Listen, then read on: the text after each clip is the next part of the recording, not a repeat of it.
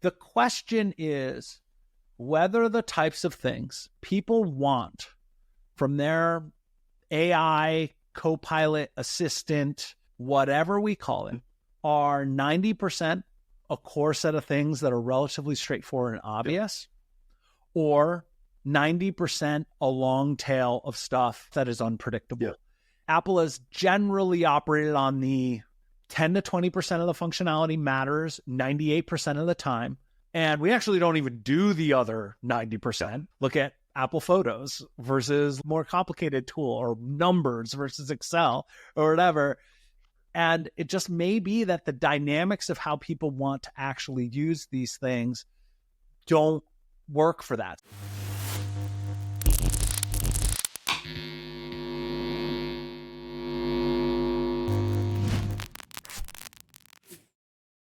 Welcome back for part 2 of this week's episode of Unsolicited Feedback. I'm your host, Fareed Mosavat. This week, again, I'm joined by Kurt Schrader, CEO and founder of Shortcut. In part 2, we dig into the latest big AI announcement. Microsoft announced a couple of major things, and we dig into 2 of them.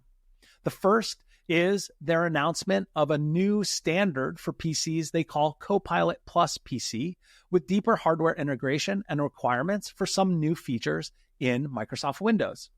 Second, we talk about one of the big features that they changed with Windows, which is what they call Recall, that allows an AI to record and see everything you're doing on your PC and be able to query it and be able to create automations around it from that experience.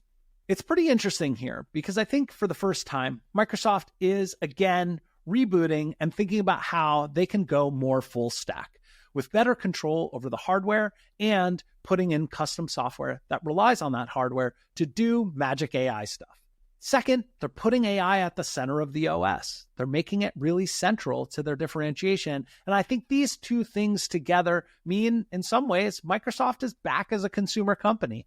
It's been easy to look at Microsoft, especially in the Satya Nadella days, as a B2B or enterprise software company with things like Azure and Office, Teams. But really, at their core, Microsoft is a consumer software company. And I think this announcement really re-solidifies them as a real player, especially vis-a-vis Apple.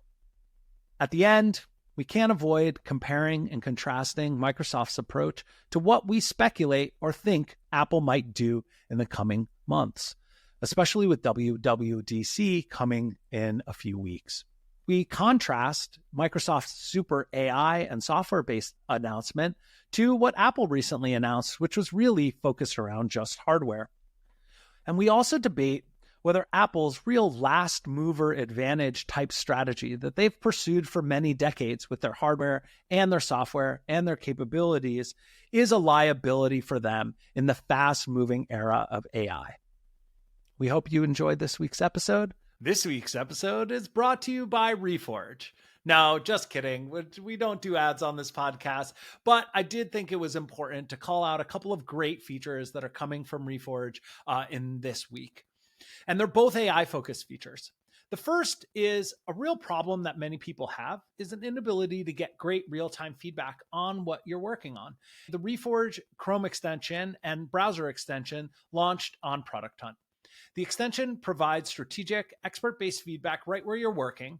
So check out reforge.com/extension to try it now for free. Second, we've spent a lot of time talking about AI on this podcast, and we do have some courses on it at Reforge, but we've been cooking up something new. If you're a Reforge member, there's already a ton of different AI content and courses, and new stuff is coming this fall. So to kick things off, we're hosting a conference we're calling Ref AI. It's an all-day event with a bunch of different great AI things and speakers. I'll be hosting a session there along with Brian Balfour and other guests that you've heard on the podcast, people like Kieran Flanagan and the legend himself, Andrew Chen from Andreessen Horowitz. It's happening on June 25th, and it is completely free to sign up. We'll put all of this in the show notes with easy-to-click links. Thanks a lot. We'll get right into the episode. All right. We are back for part 2. And we're going to talk about all things Microsoft for this section because I think there have been a ton of interesting announcements. It's conference announcement month here. We had OpenAI and Google. We talked about that last week, but this week, Microsoft did a bunch of announcements. Kurt, you were excited to talk about this. So why don't you tee us up here? What did Microsoft announce? What is most interesting to you in terms of what they talked about at their most recent launch? Yeah. So they're, just like everyone, going deep into AI and going deeper into AI. I think Microsoft, for the last year and a half, has just on a regular cadence given us more AI stuff. But I think two big things from the last week that are interesting. One is the Copilot PC program, where they've set a minimum sort of hardware standard. You have to have 16 gigs of RAM. You have to have a certain amount of storage, 256 gigabytes. Your machine has to be able to do 40 trillion operations per second on the AI side of things. So they can start to build software for a minimum feature set, which we haven't seen in a while. It's been a while since they've said, hey, you have to be here, right? They used to push that with Windows upgrades. So you get Windows 10 to Windows 11. Here's the new baseline. And because they are constantly releasing new features, like that doesn't happen as much anymore. You can't move the market in that way very often. 20 years ago, every year, things were 2-3 times as fast. This feels like a real moment there that we haven't seen in a while. And then the other piece is Windows Recall, where they're just going to really look at what you're doing every 3 seconds, capture your screen, capture everything that's going on. I'm not exactly sure what the format's going to look like yet, but basically give you a timeline. Hey, 3 days ago, I was looking at cars. What was I looking at? And they'll say, oh, you're looking at Volvos, you're looking at BMWs. It'll take you back, give you a timeline, and say, these are the web pages you had open at the time. This is how much time you spent on each of them. It looks really interesting. And then also very quickly brought out a lot of people who said this is a privacy nightmare, which I think is also a fair take on this. So where do we want to start? Want to talk about the PCs first, or want to talk about the... Yeah, let's talk about Copilot plus PCs, because what's really interesting to me here is, I will say, as a tech-ish person, I've been using a Mac pretty much since the OS X release, the first OS X release. And the reason for that was awesome hardware, integrated with software, designed specifically for that. That was like good, Unixy, so it's good for developers and all that sort of stuff, plus all of the nice UI stuff, etc., that makes it a nice, clean, full stack experience. And my frustration with Windows, I helped my son build a Windows gaming PC a few years ago, is everything is different pieces, parts, components, and like just getting anything to work in a basic way was like, you know, you can get out of the box experiences, but it always feels a little disconnected. It's part of the beauty of Windows. Generic hardware with generic parts. You can choose what graphics card you want, what CPU you want, what motherboard you want, etc. Windows works with everything, but as a result, it's just like a complicated, not full stack experience. And what I find really interesting about this is it feels like Microsoft saying it's time for us to seize the day again on creating capabilities that are unique, differentiated, and we can like push the hardware expectations we have from our manufacturers that we work with in order to build without building our own hardware, which has been a hard thing, boondoggle for them in a bunch of other different ways on other sort of releases, to say we're going for the full stack experience. And I think it's really interesting. And I think like the question is AI the catalyzing moment for Windows and Microsoft to own the consumer market mind share? They obviously still own the majority of the actual share, but the mind share of this high end. So I think that's super interesting. The other piece of the puzzle I find interesting is it's been easy to look at Microsoft as an enterprise / B2B software company in the Satya Nadella like era. Windows almost felt like not an afterthought, but not the core of the strategy. And this was fun for me because I'm like, ooh, is Microsoft going back to its roots and going hard on consumer again? It seemed like mostly they were like, we have Azure, we have this AI stuff and Teams and Office and all this stuff. And are they a consumer company again? Is the sort of like question I want to ask. And are they ready to go at Apple? I tweeted something the other day or put it on Threads or something, which said, I never thought I'd be jealous of a machine made by Microsoft, but here we are. And it was the new Surface. You could take the keyboard off. You could set the screen up. It could be a laptop. It could be a pet. Like everything's there. And we've all used iPads, iOS. I have an iPad Pro here. A lot of shortcomings. This doesn't seem to have that. It has Windows, right? And we could debate what that means. So it just there's the key. They're adding a key to the keyboard to bring up your AI stuff, and just seems like they're all in on, if you've got teenagers. I've got a slightly younger daughter.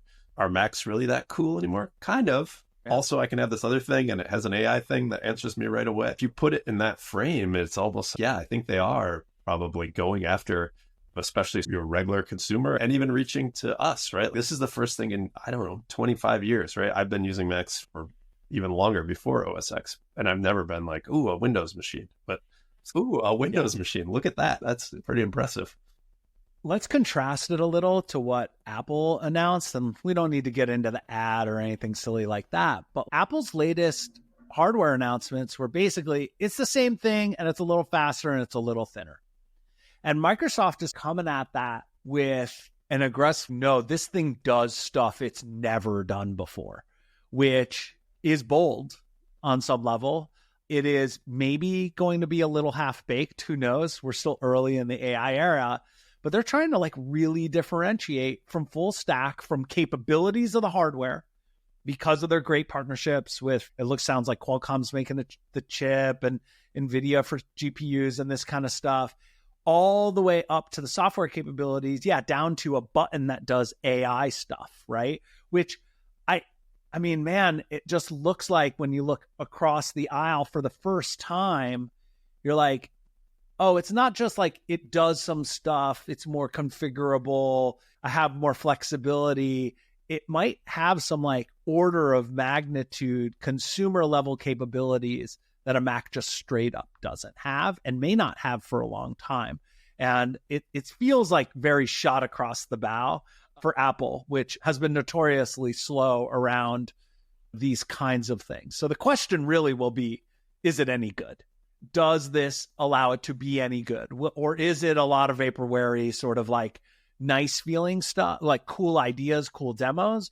Or is it actually next level capabilities? Because man, once it's integrated deeply into the operating system level, a lot of this stuff could get really interesting and really cool. They also own a lot of your key applications, right? Like the stuff that I do day to day, open a spreadsheet, you use Excel to do something, right? If I can hit the AI key and say, hey, I need a pivot table out of this, where this is, instead of that thing where you do a pivot table and puts it somewhere else, and then you got to drag the things around, and I always forget which box to put the things, right? Like I'm sitting there because I don't do it every day, but I do it often enough, or like, right, hey, format this or put this thing together. Like if they're going to integrate into Office and everything else that's sitting there, right? That starts to get pretty compelling.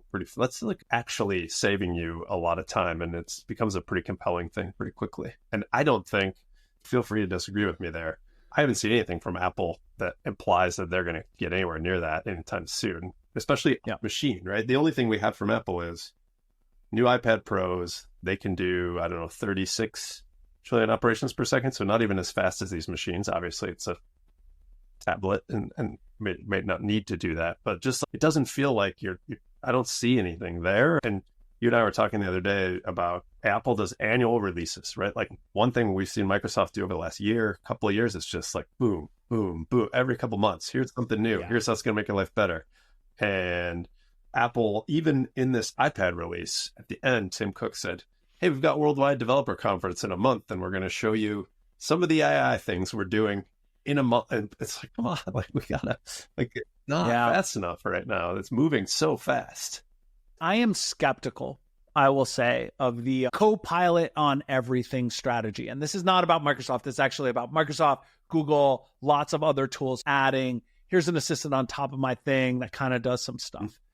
Because I think it can be a very disjointed experience. Let's say, oh, there's a Copilot in Gmail and there's one in workspace, and there's another one in search, and doesn't have context, doesn't know what I'm doing. Can it do stuff around other things? Unlocking this at the operating system level could, as I look at it, again, let's assume it works, which I'm sure it doesn't in a bunch of different ways. It lets them get to some of the Apple level simplicity in terms of user experience without sacrificing the depth of complexity that a lot of Microsoft products have. Excel is real deep, real deep. And if you're a power user, you don't want to lose any of that depth. But an OS level assistant where I can say, hey, make me a graph from this data, from this pivot, and put it in my PowerPoint slide. Oh, and then the next time it knows that I was looking at this other thing, et cetera, and can read everything I'm doing across all of my stuff with the recall type features, suddenly feels like they can really own the control plane again in a way that operating systems have become less important. Yep. As web-based tools have grown as the primary way people interact. And so the browser is probably the only place where you could do this stuff even close. Mm-hmm. And then, but at the operating system, now you have a lot of other stuff you can do that doesn't depend on what tools, what browsers, et cetera, that you have. And their deep integration, they're so good at nailing this like deep integration thing. Like Teams, one of its qualities is it's deeply integrated with the rest of Office. They're going to get that right. They're very good at getting that right, making all of the products connect the dots with each other. Yep. It just opens up a consumer differentiation for them that no one else can do. Like literally no one else can do it. Now, Apple could do it on the phone because they really do own that. And I think they could do it on their machines, but they don't own the software the same way that Microsoft does. Microsoft owns the vast majority of the mostly used software on Windows machines, right? Totally. Yeah, and I think you make a good point, right? Like I work on what's effectively a glorified web app, like Slack is a web app, right? Like underneath, a lot of these things have moved away from being Windows apps, being Mac apps. We still have a fair amount of iOS apps, but honestly, I think that's more because Apple has a bad web browser on iOS and they won't let you do the things you actually want to do. If they had that, I think we would see Sure. things in a different place. But this might be the first thing in a while where it's like, hey, if you have a Windows app, X, Y, and Z happens. You can integrate it with on-device, secure AI for free. Right? Wow. Okay. That's even from a development, from a product side of things. And to your point, probably doesn't work very well right away, but they're going to keep making it better and making it better and saying, hey, from within my app, I want to pull the results from that Excel spreadsheet I was working on 3 days ago. You can't do that any other way than integrating with some of this stuff, especially securely. So it starts to, start pulling the threads and you can see where this could go. Now we'll see if they get there. I think there's a lot of is this going to happen? But it starts to get really compelling on that front. And I think coupling that with the Windows recall stuff. So for people who don't know Windows recall, they take a snapshot of everything. As far as I can tell, they haven't fully explained it, I don't think, but snapshot of your screen, snapshot of everything running, basically keep track of all your history. So you can say, hey, what was I doing a few days ago? Or yeah, and then you can do queries on top of that treasure trove of basically image, screenshot, and action-based data on your computer of the things that you've done. Yeah, I signed up my kid for this class 6 months ago. Can you tell me where that website is? Right, that's something I was just dealing with the other day. I need that one. But I think that, first of all, like super impressive and something that 40 years now we've talked about. This would be cool. What if a computer could just tell you how to do the things you do better? But also, I think fairly within 20 minutes of announcing this, people are out there with the privacy concerns, right? All this stuff gets saved locally on your machine. It's not even clear if this is going to be legal in the EU under certain ways. How are they going to make that structured? But just if you put aside the privacy piece for a second, and we'll come back to it, like just being able to say, hey, what was I doing? Where was I? Like, I was building all these charts. What was happening? I was researching this. Where did it all go? My computer crashed, right? Like we've all been there where you've got 45 tabs open, the browser crashes, the computer crashes, doesn't come back the way you want it to. And it's, what happened? I think about just the basics as a developer here for a second. how much easier it would be to reproduce a bug if you had all the full context of everything you were doing in the past, right? You could even say things like someday at the OS level, it could know exactly what was going on, what applications you had set up, et cetera. You could imagine asking for a recall report as a developer as a way, if they were willing to share it, or it was summarized, aggregated, et cetera, as a way to maybe even rewind and do that thing again, like better than a core dump or whatever it is. I think there's some interesting stuff. And because it's on device and private, their chances of being successful at this, it's basically an advantage only them and Apple have. Maybe Google with Android on their Android level devices, maybe. Yeah. But I think this is a big, like, that's a big deal. Like, hardware matters again. Mm-hmm.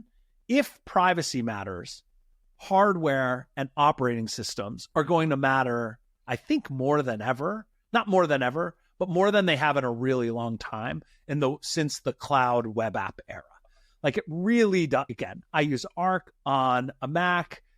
80% of what I do is in my Arc window. It could be Chrome. It could be Safari. It doesn't really matter that much, right?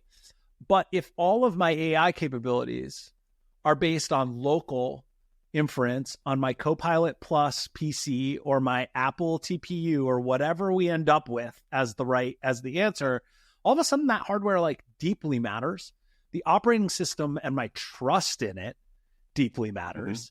And my ability to do, local inference, local model stuff, et cetera, becomes really important because I don't want to share. I would be deeply uncomfortable with services that do things like put all my screenshots up on the cloud somewhere, regardless of whatever security stuff they say. But a world where I know it's staying local, okay, like someday if the FBI comes and wants to like open my computer and figure out what's going on, that's a real concern.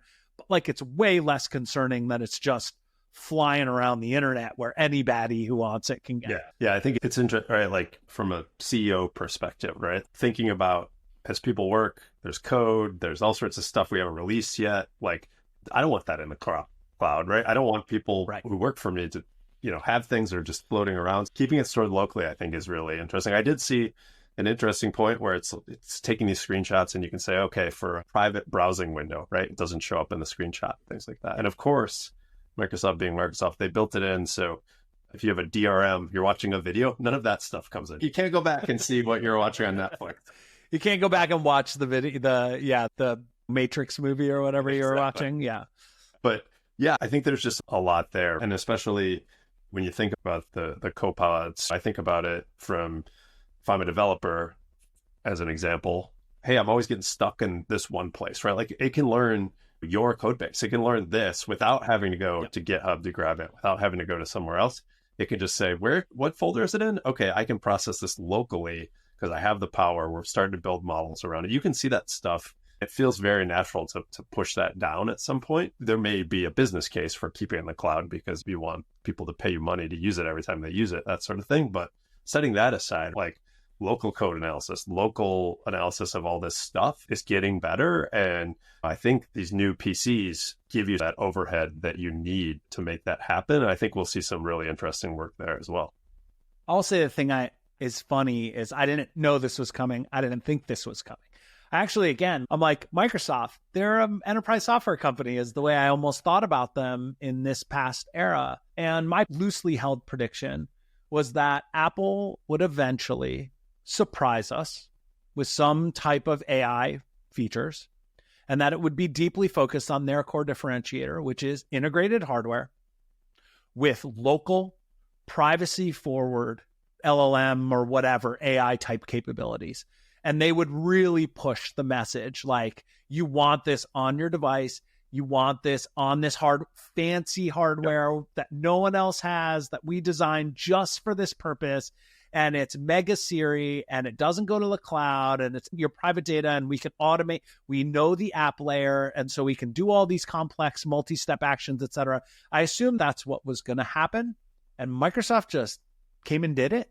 That's the joke is like, we planned for months and you just tweeted it out or whatever. It seems like Microsoft just beat them to it.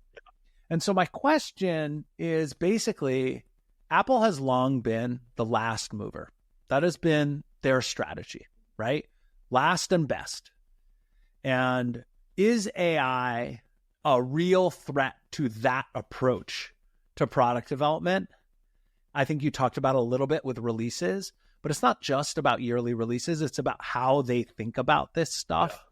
Is do 80% of the stuff, the 20% that matters 90% of the time, way better than everybody else, and wait until you know what that is and do it last, and then crush it. And is AI different? Does it put them in a position where it's actually impossible to do that? I think there's two pieces here, right? One is the way that they've built things historically, and the other is a lot of the fundamental things you need for some of this stuff. And this is changing. We'll see what this looks like in a year, but you need big server farms. Apple doesn't really have big, I'm sure they do, but they're not. It's not Azure. It's not Google Cloud.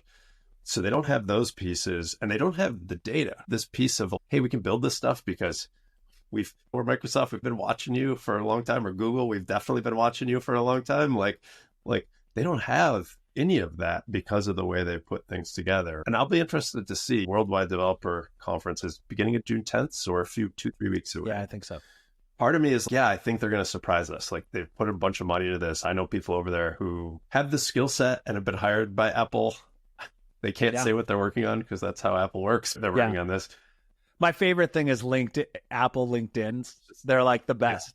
It's like someone who's got 25 years experience is like a total rock star leader. It says software engineer. That's it. Not a senior software engineer? No, just software. No, just software engineer, Apple. And the one thing that gives me a little pause here, though, is, again, I've had iPad Pro for a long time now, like 2 of them. And like the amount of hardware in there, incredible. The amount of software in there, terrible. Like it's just, there's nothing pro about it. And every year people are like, this is the year.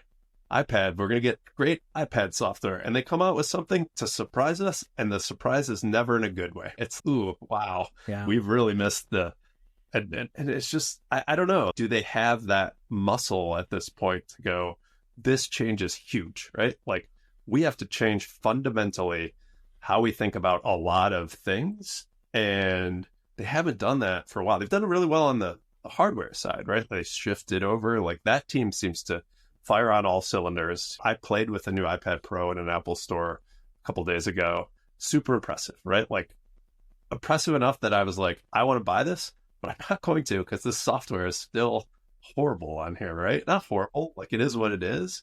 And can they turn that ship, right? And I think it's the same thing, right? Like the annual releases, what fundamental changes do we need to do to make this happen, right? I think Microsoft really has done that, right? Like nothing in Windows for a long time. I've been like, ooh, there's something cool. They were just the new Windows, like the new start menu, right? You're just moving things around. And they went, hey, we can make some fundamental changes at the operating system level. Let's get there. Let's figure out how to get there, and we'll figure out what it looks like in version 2 once we ship version 1. But let's get to version 1. Let's sprint at it. Let's get there before Apple does. Let's get there before Google does. And they just did it, right? And there must have been a lot of people's pet projects that got killed internally. Like it took a lot of effort, I think, to turn the company in that way. And maybe Apple does that. But I don't know. I just don't know internally. Part of the problem with the secrecy there is how complacent are they? Do they think this is going to work? Did they see this coming? I imagine they must have seen something coming, but I imagine people are nervous there in a way they haven't been in a while after that announcement last week. Yeah. Look, there's some rumors of a Apple OpenAI type partnership. I think that's maybe good, maybe not. Who knows? Again, they're a very secret organization. It's hard to know what they can do. But I think sometimes I like to just piece it together from what would a rational, smart, strategic product leader do or think if they were here. And honestly, like what I love about this Microsoft announcement is it's like we need to create a new strategic advantage, which is, okay, let's go back to like strong hardware requirements and brand it. get back the Intel Inside like thing. It's a Copilot Plus PC. Oh, now the hardware has the word Copilot in it. It's AI from top to bottom. So now it's driving a purchasing decision. It's driving a usage decision, et cetera. And let's do something only we can do, which is let's integrate it deeply into the OS and do things that no one else can do. Literally no one else, maybe except for Apple, right? Huge. I think that's awesome. So if you were Apple, how would you think about that? And this is why I think the privacy thing is big. They've really owned that. I think you'd ask the question, if I not only had control over like the commodity hardware that was in there, but had it full stack integrated all the way there, what would it look like? That's an interesting question. They're not great at cloud. So that tells you where they may lean into. And they own the mobile device. And I think that's a really big piece of the picture. So the question will be like, will they start with the phone and maybe with like AirPods or other things like that, where you're just like, okay, let's go. Maybe for instance, like one prediction, I don't know if this is right or not, but one prediction is they're going to go in really hard on voice, like multimodal voice interaction with a Siri-like assistant through your AirPods or your phone that can do these recall type things on your device. Okay, that's a thing they can own and really do well. But will they? They traditionally have not liked things that have unpredictable results, right? Things like that. That's why, again, people give Siri a lot of crap, but Siri's like really good for the stuff Siri has decided to be really good at. Right? Which is a very Apple way. It's if I ask the weather, it gives me a really great thing about the weather. You can ask Siri, by the way, where is person X who's in your Find My? And it will tell you like where they were 15 minutes ago.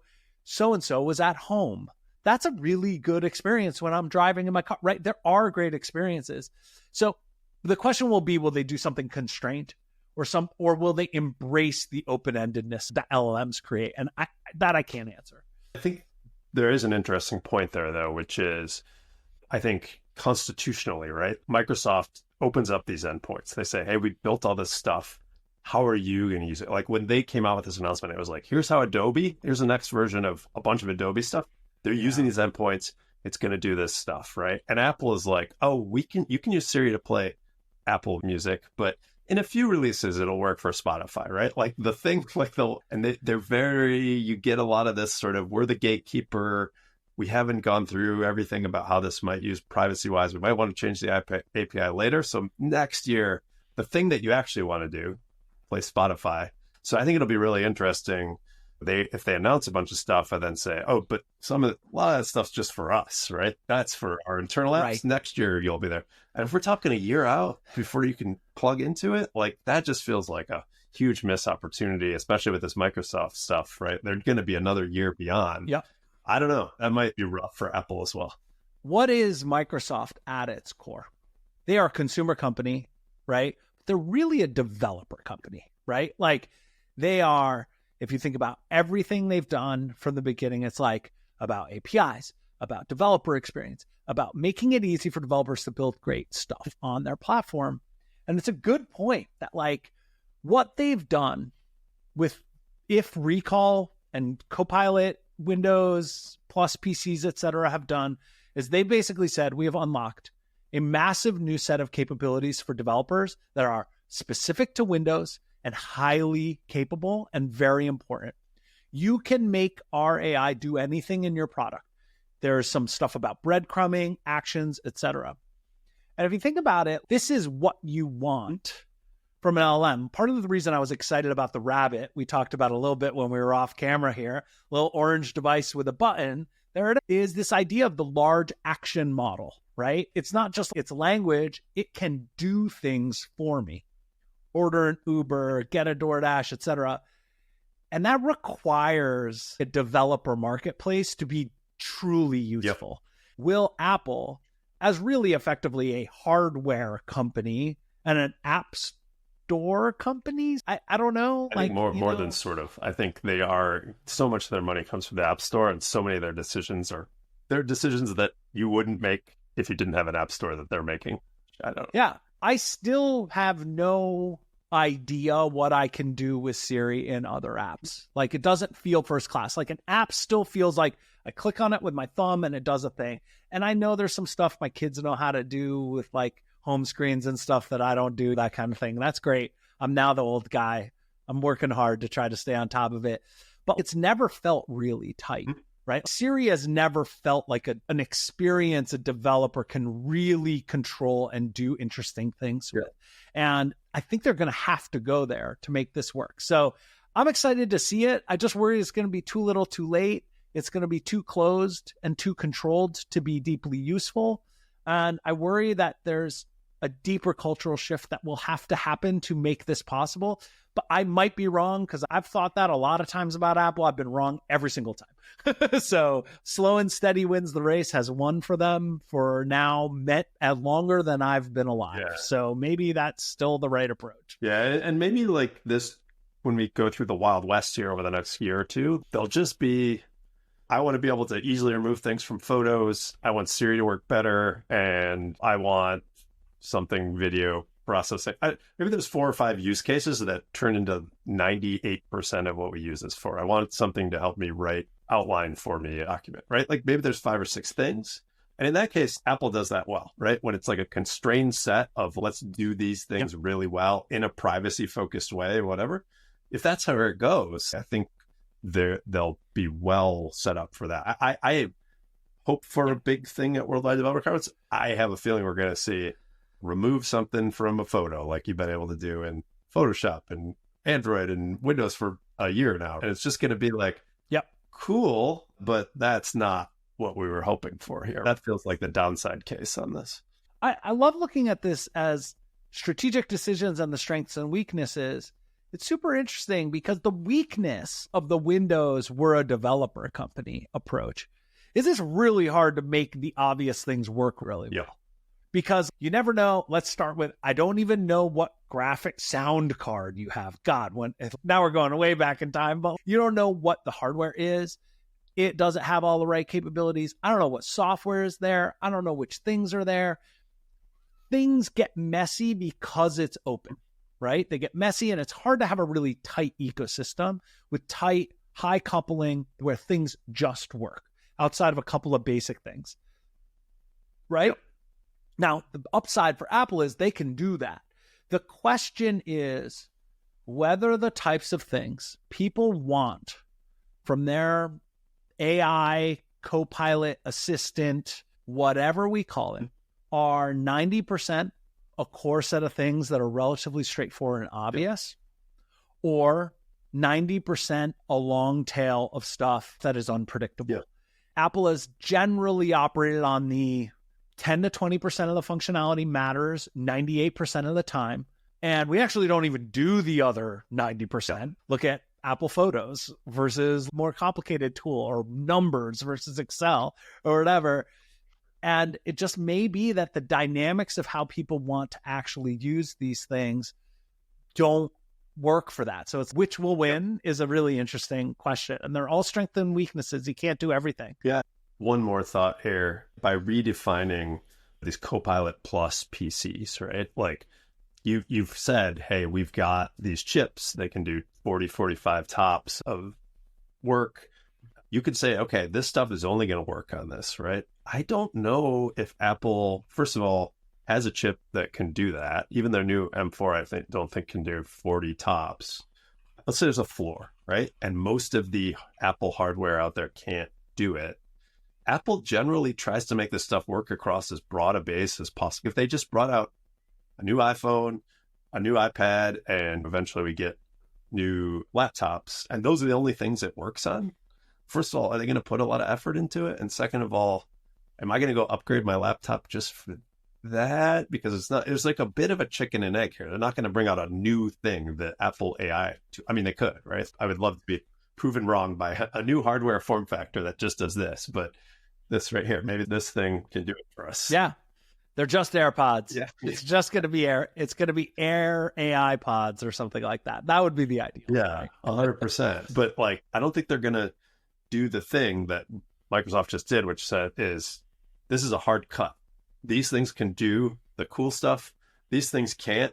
you know what you're going to go buy. Like, it's not going to be, oh, I bought this iPad from my mom has an iPad and it's not fast enough to do this and she wants it. What do I got to get? Like, it's just going to be, here's a sticker, here's a button. You can do all the cool AI stuff or not. And they're leaning into that. And I don't know. It's going to be interesting to see, can Apple do this in a way where it spreads across at least the last few generations of what they build. I don't know. They've been generally aggressive about not caring about backwards compatibility, right? Like we joked about this at the top of the Sonos section, talking about this took courage was about removing a headphone jack, which, by the way, in retrospect, totally correct decision.